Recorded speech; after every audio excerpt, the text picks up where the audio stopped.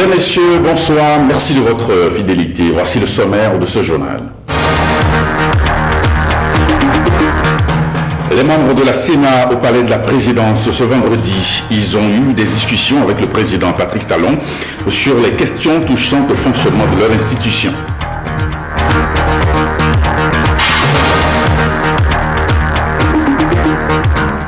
Les comptes de la coopérative pour la promotion de l'épargne et du crédit sont au beau fixe. C'est la principale leçon à tirer de l'Assemblée générale ordinaire tenue ce vendredi à Cotonou.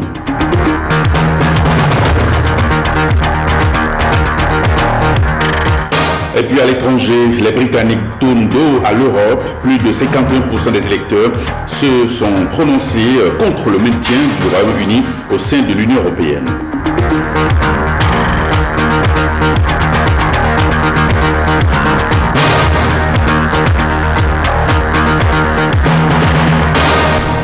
Merci de votre attention. Audience au cabinet du président de la République. Les membres de la Commission électorale nationale autonome ont été reçus ce vendredi au cabinet du chef de l'État. La délégation de la Sénat, conduite par le président Emmanuel Tiando, a échangé avec Patrice Talon sur diverses questions liées au fonctionnement de l'institution en charge de l'organisation des élections au Bénin. On écoute les propos du président Emmanuel Tiando à la sortie de cette audience, au micro de Renaud Capon. Vous savez que la Sénat est l'institution chargée de l'organisation des élections dans notre pays. Depuis l'investiture du chef de l'État, nous n'avons pas eu l'occasion de lui adresser nos civilités et c'était une occasion pour nous de venir lui présenter nos félicitations et lui renouveler aussi nos vœux de succès pour son mandat. Ça a été aussi l'occasion d'aborder un certain nombre de préoccupations liées au fonctionnement de la Sénat et d'autres sujets ayant trait à la vie nationale. Donc c'était une audience tout simplement pour faire un petit tour d'horizon sur les problèmes liés à la vie politique de notre pays. Nous avons l'obligation d'organiser des élections dans la transparence, dans la célérité et dans l'efficacité. Pour l'instant, les chantiers sont en cours. Je ne saurais entrer dans les détails, mais avec le chef de l'État, nous avons fait un petit tour d'horizon sur les différentes possibilités de performance de la Sénat. Et le moment venu, nous vous tiendrons informés de ce que nous sommes en train de faire dans ce sens. En 2015, plus d'une centaine de Béninois ont perdu la vie au cours du rituel de la lapidation à la Mecque. Ajouté à cela, des milliers de pèlerins musulmans nationaux subissent toutes sortes d'infortunes chaque année au départ de Cotonou pour la Terre Sainte en Arabie Saoudite. Pour prévenir d'éventuelles déconvenues, à quelques mois du Hajj 2016, les députés ont interpellé le gouvernement hier sur les dispositions prises à cet effet. Guillaume Avienon. Le drame de Ména au cours du Hajj 2015 à la Mecque, ajouté aux difficultés liées aux conditions de voyage et d'hébergement des pèlerins béninois au départ de Cotonou chaque année, sont les raisons qui ont poussé les députés Moukaram Adjibade Koussonda et nous réunis à Tchadé à interpeller le gouvernement sur les dispositions prises pour prévenir toute situation désastreuse dans l'organisation du Hajj 2016. En ce qui concerne le billet d'avion, les pèlerins paye à l'État béninois pour Cotonou-Djeddah-Cotonou, dont la durée de vol n'excède pas 6 heures environ, 1 million de francs CFA. Au même moment, les grandes compagnies aériennes reconnues acceptent 600 000 voire 500 000 francs CFA à leurs clients pour un trajet équivalent. Le gouvernement est prié de faire connaître à la représentation nationale les dispositions qui sont en train d'être prises au fin de permettre aux pèlerins d'accomplir dans de meilleures conditions le 5e pilier de l'islam. Le gouvernement, qui déclare être aussi préoccupé par la situation autant que la représentation nationale, assure avoir pris le taureau par les cornes. Le Hajj 2016 ne souffrira pas de problème d'organisation et le vol inaugural va s'effectuer probablement le 23 août prochain. C'est la compagnie Wester Bénin qui a été sélectionnée. C'est une compagnie béninoise. Seuls les groupes agréés par l'Arabie Saoudite seront autorisés à organiser le Hajj. Et les départs se feront à partir de l'aéroport international Cardinal Bernardin Ganty et le vol inaugural est prévu à titre indicatif pour le 23 août 2016. Je voudrais souligner que pour permettre aux pèlerins béninois qui n'ont pas les pièces d'état civil requises de se rendre en Arabie Saoudite, le gouvernement a ordonné leur délivrer des passeports spéciaux à valeur de titre de voyage. C'est donc sur ces engagements du gouvernement et des recommandations des 2 députés auteurs de la question d'actualité que la plénière a été suspendue. Elle reprend mardi prochain. Le bureau du comité interparlementaire de l'Union économique et monétaire ouest-africaine tient depuis ce vendredi sa 2e session ordinaire de l'année à Cotonou. À l'ordre du jour des travaux, l'examen du projet de budget exercice 2016 et les comptes rendus des missions d'observation des scrutins dans certains pays membres de l'institution. Allez de suivre. Cette 2e session ordinaire de l'année du comité interparlementaire de l'Union économique et monétaire ouest-africaine, CIP-UEMOA, se tient dans un contexte marqué par la rationalisation des organes de l'institution. C'est au dernier sommet des chefs d'État et de gouvernement de l'UEMOA que la décision a été prise de rationaliser les organes de l'Union. Cette réunion des parlementaires de l'espace UEMOA vise à rendre compte des missions d'observation des élections présidentielles au Bénin et au Niger, de la mission de médiation faite en Guinée-Bissau et des actions de plaidoyer pour le maintien du comité interparlementaire, ainsi que l'analyse du budget 2016 au 31 mai et l'examen du projet de budget 2017. Que cette réunion qui se tient dans un contexte particulier soit l'occasion pour vous, honorables députés, de remettre aux autorités de l'Union un rapport de réunion assorti d'un budget rigoureux pouvant permettre la mise en œuvre des activités du CIP. Ce n'est possible que grâce aux contributions constructives de tous les députés. En procédant à l'ouverture de ces assises, le président du nouveau bureau du CIP-UEMOA, installé en mars dernier à Abidjan, a insisté sur la nécessité pour l'organe de se conformer aux décisions du sommet des chefs d'État du 5 juin dernier à Dakar. Il s'agit de la réduction des dépenses en attendant l'approfondissement des conclusions de l'étude sur la rationalisation des organes. Je voudrais à cette occasion vous demander d'engager d'ores et déjà des réflexions sur la diversification de nos sources de financement afin d'alléger un tant soit peu les ressources propres de la Commission. Il faut dire que les principaux points de l'agenda de la réunion qui durera 5 jours seront axés sur l'examen de l'avant-projet d'ordre du jour de la 38e session ordinaire qui sera essentiellement budgétaire. La coopérative pour la promotion de l'épargne et du crédit, CEPEC, a rencontré ce matin ses coopérateurs pour le compte-rendu des activités de l'année 2015. C'est à l'occasion de son assemblée générale ordinaire, laquelle communique des tendances haussières pour le compte de cette institution de microfinance. Mesme Adissa. Pour un montant excédant 10% Plus de 3 milliards 897 millions de crédits ont été octroyés au titre de 2015 par la CEPEC, coopérative pour la promotion de l'épargne et du crédit. L'effectif de ses membres est désormais à plus de 84 000. Son conseil d'administration a régulièrement fonctionné au cours de la même année dans un climat apaisé au cours de l'équipe de gestion. Tout au long de 2015, en effet, le conseil d'administration a su mobiliser et canaliser les énergies pour atteindre les objectifs fixés. Les différents rapports que vous aurez à examiner le prouvent bien et les réalisations ont été rendues possibles grâce à la poursuite et à la mise en œuvre opérationnelle de certaines stratégies, en l'occurrence celles orientées vers la satisfaction de nos membres. C'est parce que nos membres nous sont restés fidèles que la réalisation de certaines performances a été possible.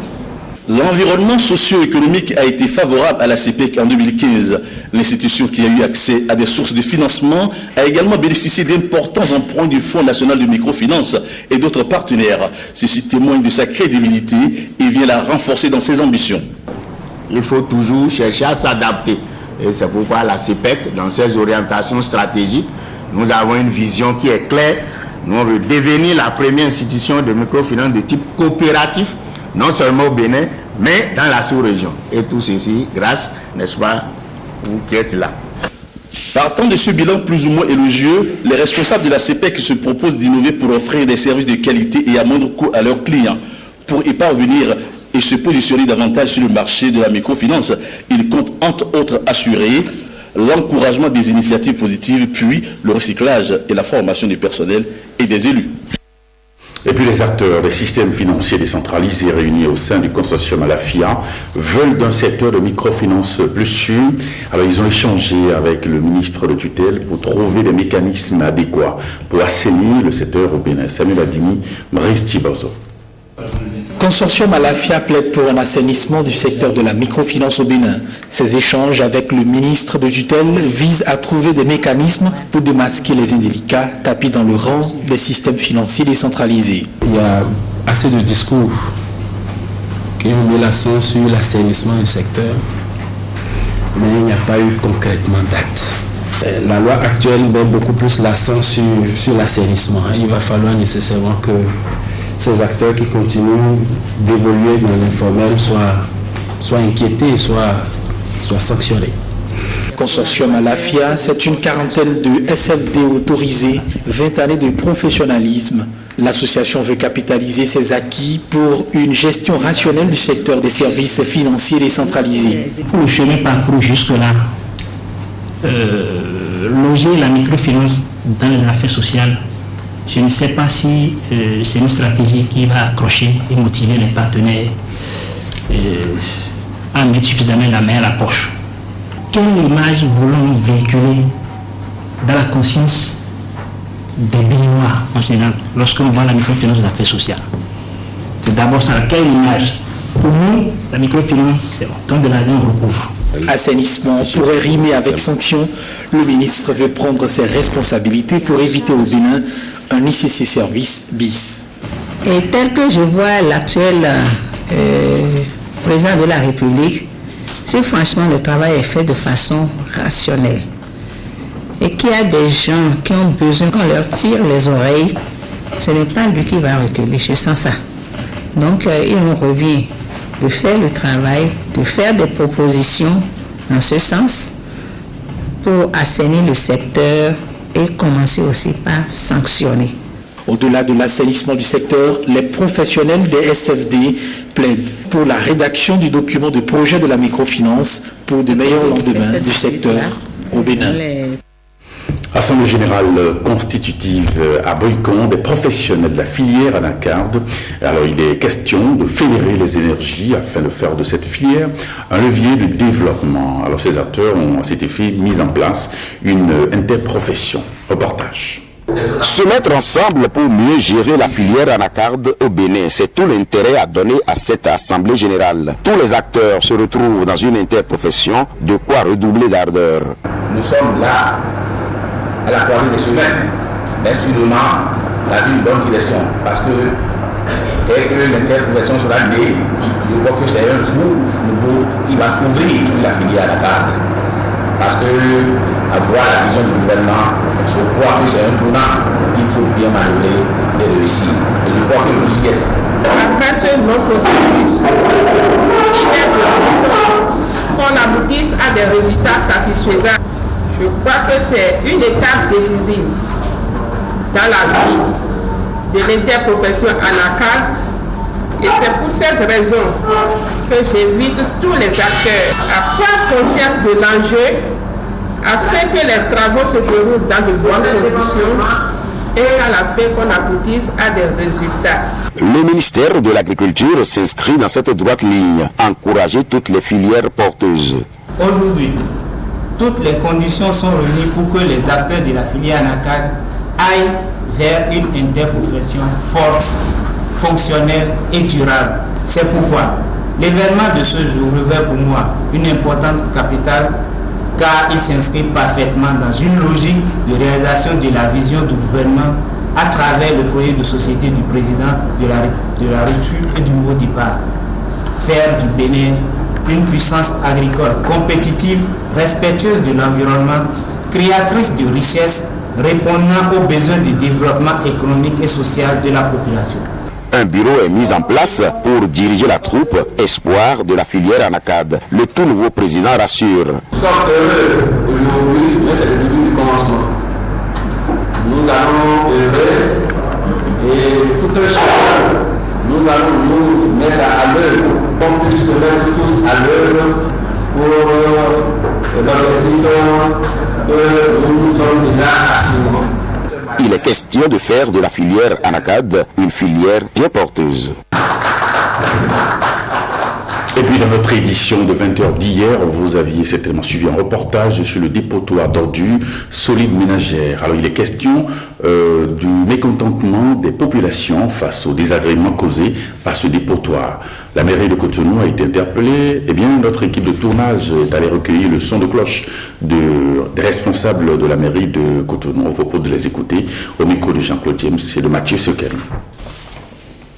Nous produisons les déchets. Nous sommes obligés de trouver un espace dans la ville pour les faire transiter avant de les acheminer vers le dépotoir final qui est à Ouida. Au niveau du camp Guézo, l'espace aujourd'hui qui est incriminé est effectivement un point de regroupement qui sert de lieu de transition des déchets.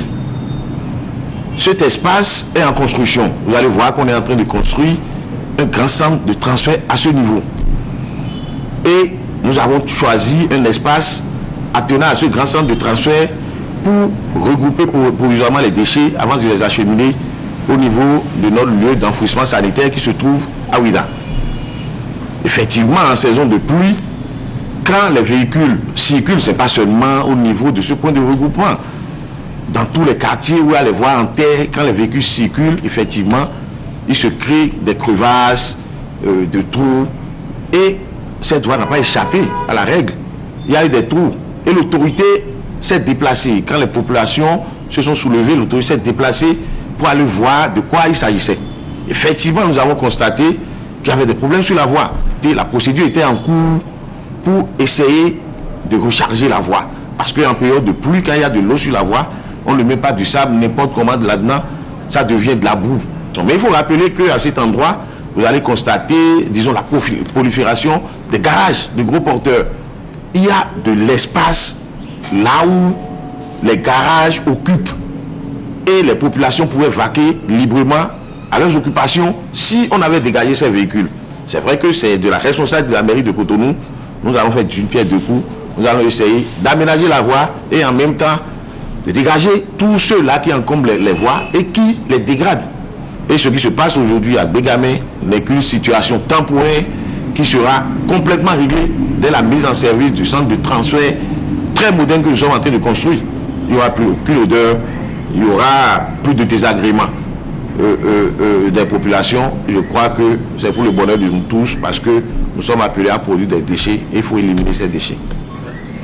5 camions citernes en pleine opération de siphonnage de leur contenu ont été appréhendés par les agents de la douane béninoise.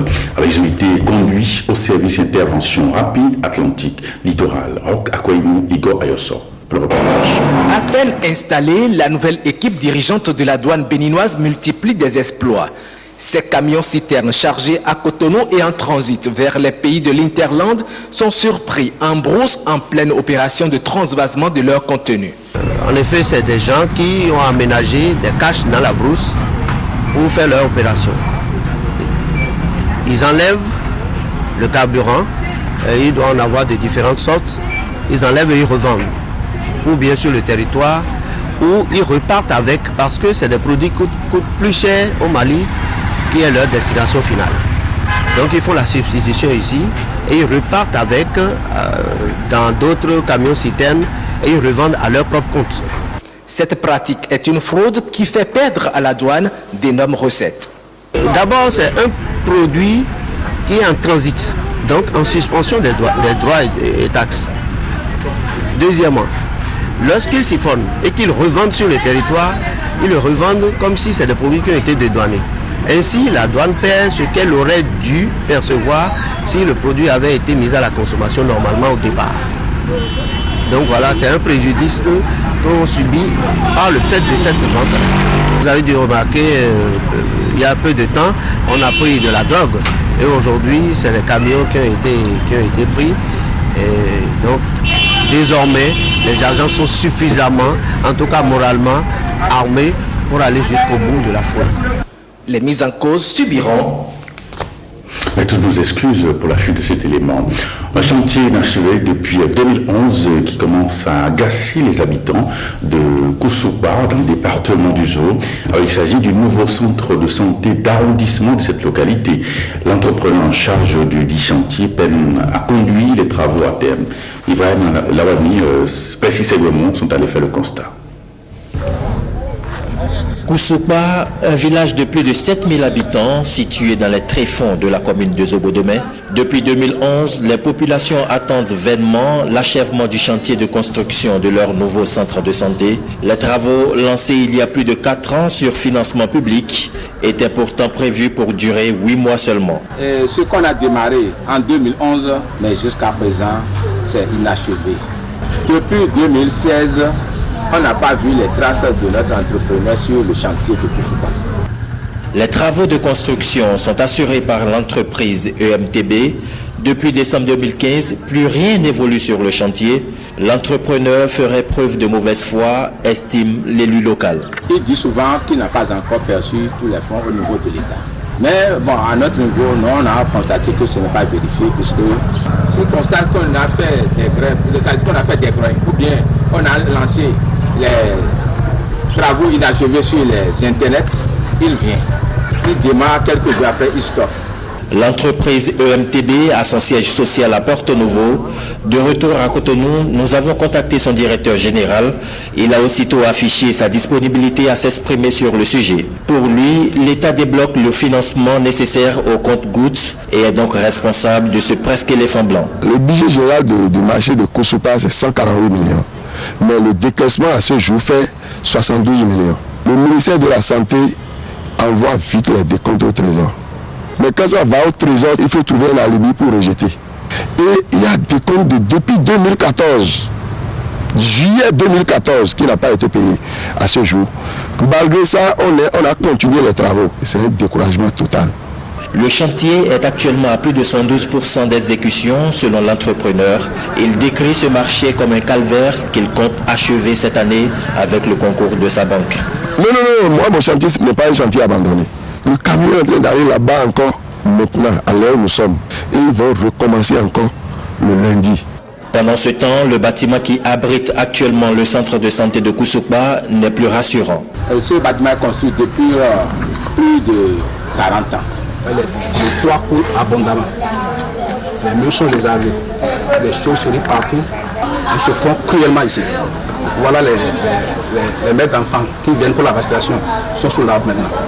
Quand il pleut maintenant, on est obligé de leur dire de rentrer, de donner un autre rendez-vous. Parce qu'on n'a pas de local pour pouvoir les habiter. L'entrepreneur espère donc le déblocage par l'État du montant restant pour achever le chantier. Les populations de Koussouba, quant à elles, attendent la livraison de leur nouveau centre de santé avec impatience. Les occupants des terre-pleins centraux doivent libérer ces espaces d'ici le 31 décembre 2016. Alors cette décision du gouvernement vise à offrir aux Béninois un cadre de vie sain et sécurisé.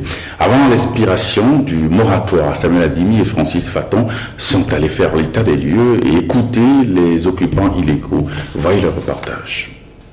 Des trottoirs pris d'assaut par diverses sortes de brocantes. Des terre-pleins centraux mouillés en parc de vente de véhicules d'occasion. Nous sommes pourtant en plein cœur de Cotonou. Des marchands de tout genre occupent allègrement le domaine public de l'État. Est-ce que vous savez que vous êtes dans le domaine public de l'État ici? Oui.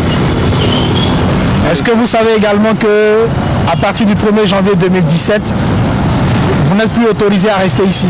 Non. Maintenant, je vous informe. Maintenant l'État décide de rester au bord de la voie pour vendre les gens. Maintenant, vous voulez qu'on reste où alors? Qu'est-ce que vous voulez que maintenant on fait pour pouvoir vivre aussi? Et maintenant, où on peut pas sur le domaine de l'État minier.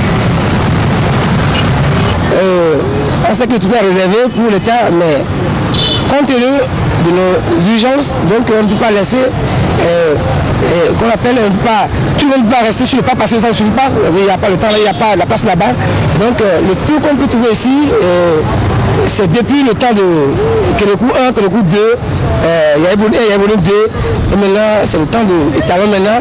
Alors, on sait que ce qu'on fait, c'est pas bon, mais il y a autre chose là, on va un peu discuter. Discuter. Pourtant, la décision du gouvernement est un peu plus claire. Les jours de ces occupants illégaux du domaine de l'État sont comptés. À partir du 31 décembre, tous ceux qui occupent dans nos villes, à commencer par Cotonou, les terres pleins centraux, nous avons même des terres pleins centraux qui servent de boutiques de vente de véhicules d'occasion. La plupart de nos grands artères en sont bordés. On a construit des boutiques, alors que la règle demande que la boutique soit construite sur la parcelle et que la façade s'ouvre sur la rue. Les piétons sont obligés de descendre sur les chaussées, accroissant ainsi l'insécurité. Il n'est pas facile de vivre. Ce décor insalubre et insécure qu'offre Cotonou, la décision du gouvernement tend à le dissiper. Les mises en cause, eux, craignent pour leurs affaires. Jusqu'au 31 décembre, vider le lieu, mais il y a les voitures que l'on sortent. Et les voitures là vont faire au moins 6 mois, 7 mois avant que les clients ne passent à acheter. Alors, tout ça là, il faut revoir visite technique, l'assurance, la douane et tout cela va dans la caisse béninoise. Alors, s'ils nous donnent 6 mois maintenant ou même les véhicules font 8 mois, 7 mois avant qu'on les vende là, comment on peut faire pour liquider les voitures? On ne peut pas garder les voitures à la maison. L'État laisse à chacun l'initiative de le faire lui-même. Autrement, à partir du 1er janvier 2007, l'État sera obligé d'intervenir. Ça participe de la salubrité qu'il faut avoir dans nos villes, de l'assainissement et aussi de la sécurité. Le gouvernement semble résolument engagé à assainir le cadre de vie des Béninois. Le compte à rebours est désormais enclenché pour ce décor malsain et bruyant. Cotonou pourrait enfin présenter le visage d'une ville où il fait beau sur ses artères. Valentin Somasset, distingué pour bonne gouvernance, c'est à l'issue d'une cérémonie de décoration d'une dizaine de cadres béninois organisés par l'ONG Réseau Bénin Espoir. L'événement eut lieu au centre de promotion de l'artisanat à Cotonou. Jérôme Bon. Ils sont une dizaine de cadres béninois à recevoir la distinction de Réseau Bénin Espoir, une organisation non gouvernementale qui œuvre pour la promotion de la bonne gouvernance pour un nouveau départ. Parmi les critères de sélection figurent le respect des principes de la bonne gouvernance, le respect des exigences du management et de la qualité et la reddition des comptes. Les personnes que notre réseau a bien voulu distinguer cet après-midi ne sont pas censées forcément être les personnes qui touchent impeccables en ce qui concerne la bonne gouvernance, parce que la bonne gouvernance est d'ailleurs très difficile. Mais notre décoration vise donc à les motiver pour qu'elles puissent s'engager de plus en plus. L'un des récipiendaires force l'admiration du public. Valentin Somasset dit vivre dans l'espérance depuis 3 ans. Si vous perdez espoir, là vous avez tout perdu. Je souhaiterais que le réseau de l'espoir puisse faire de manière que tous les récipiendaires se voient effectivement, pour qu'après nous puissions mettre nos expériences en commun pour apporter quelque chose au pouvoir en place. Parce que nous devons avoir peur. Hier c'était le changement, après la refondation, aujourd'hui la rupture, et demain on ne sait pas ce qui viendra. À cette cérémonie, le monde des médias a été aussi honoré. André Dossa de la chaîne de télévision Canal 3 Bénin et Jérôme Carlos de Radio Cap FM. Fiers de cette initiative, les récipiendaires lancent quelques mots en direction de la bonne gouvernance. Les peuples disent, pour conduire un troupeau de bœufs, il faut un berger et un bâton. Mais pour conduire un groupe d'hommes, il faut plusieurs bateaux. Notre Afrique n'est pas pauvre, mais elle est probablement gouvernée. Cette déclaration des chefs d'État africains met en exergue, mesdames et messieurs, le mal dont souffre notre continent, qui dispose de toutes les richesses nécessaires pour son développement économique. Ces nouveaux partenaires de la bonne gouvernance deviennent ainsi une source d'inspiration pour la jeunesse. L'inspecteur de police environnementale Semenvo Quentin Roset à Tolou est désormais docteur en sociologie, anthropologie dans l'option sociologie du développement grâce à sa mention honorable. Alors il a fait sa soutenance de thèse de doctorat à l'université Abou-Bekelavi sous la direction du docteur Albert Tibé Azalouf. Il a présenté la culture et la production du bruit, éléments pour une sociologie anthropologie de la pollution sonore dans la ville de Cotonou. Voici le reportage de Yves Adopessi et de Hugues Sissozono. Au bout de 3h45, Quentin Roset Semenvo à Tolou a convaincu le jury. Il a décortiqué la culture et la production du bruit dans la ville de Cotonou. Son travail est original selon le président du jury. Je pense, et l'ensemble des membres du jury pense aussi, que M. Atolou a fait une analyse très objective, une situation de dysfonctionnement entre une législation environnementale et les pratiques réelles dans les sociétés béninoises. Donc c'est vraiment un milieu de culture, un bouillonnement de culture sur lequel on a surajouté, on a surimposé, pour utiliser une terminologie de géomorphologie, une législation qui est absolument incompatible et inapplicable. Et c'est cela qu'il a essayé de démontrer. L'impétrant a aussi fait des recherches sur d'autres aspects très importants de la culture, de la production du bruit. L'État a pris un décret. En dehors du décret, il y a eu des corps spécialisés pour lutter contre cette pollution urbaine, à savoir la police environnementale et la brigade de la protection du littoral et de la lutte anti-pollution. Mais on a constaté que malgré tout ce que ces structures font, la pollution sonore va toujours grandissante. Et donc, on a cherché à comprendre les représentations sociales qui sous-tendent cette production massive de bruit dans la ville de Cotonou. On a essayé de comprendre également les différents conflits que la pollution sonore engendre dans la ville de Cotonou. Et enfin, on a essayé de voir les impacts du bruit sur la santé et le comportement des hommes. Quentin Roset à Tolou fond en larmes dès la délibération du jury.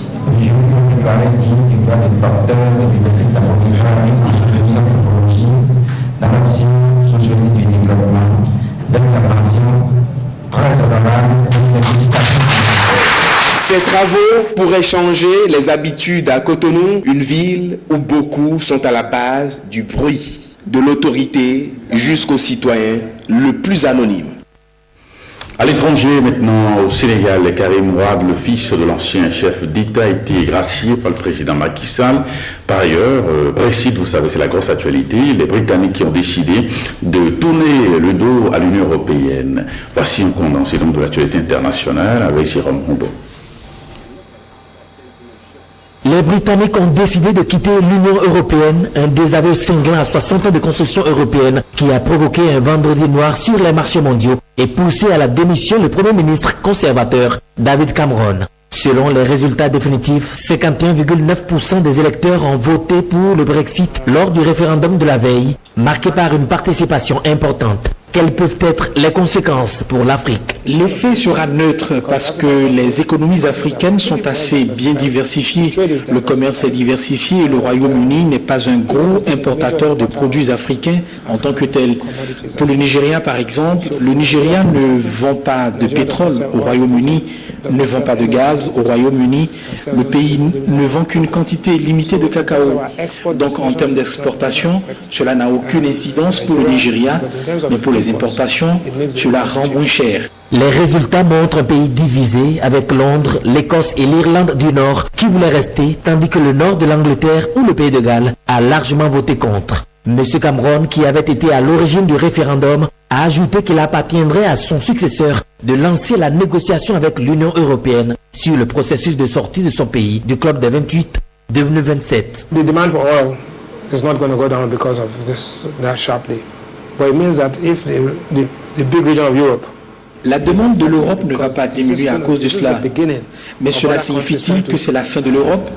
Est-ce l'éclatement de l'Europe ou au contraire la rupture du Royaume-Uni? Si l'Europe reste ensemble, l'impact sur le pétrole à la longue ne sera pas un problème. Mais si c'est le début de l'éclatement de l'Europe plutôt que d'une consolidation, alors nous allons avoir des problèmes.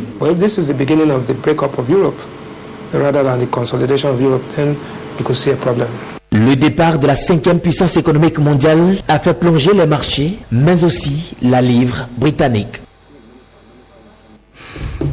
Eh bien, nous allons revenir donc sur le Sénégal. Apparemment, l'élément n'est pas prêt de ce côté-là. On va continuer, on va donc boucler cette édition. Il faut reconnaître donc que le président sénégalais Macky Sall a gracié Karim Wade. Et puis, le Premier ministre britannique a démissionné, mais il reste aux affaires jusqu'en octobre. C'est la fin de cette édition, mais avant de nous séparer quelques informations sur nos programmes. À 21h, vous suivrez un entretien corruption en milieu scolaire, les acteurs en parlent. Et puis à 22h, le feuilleton, le choix d'amour.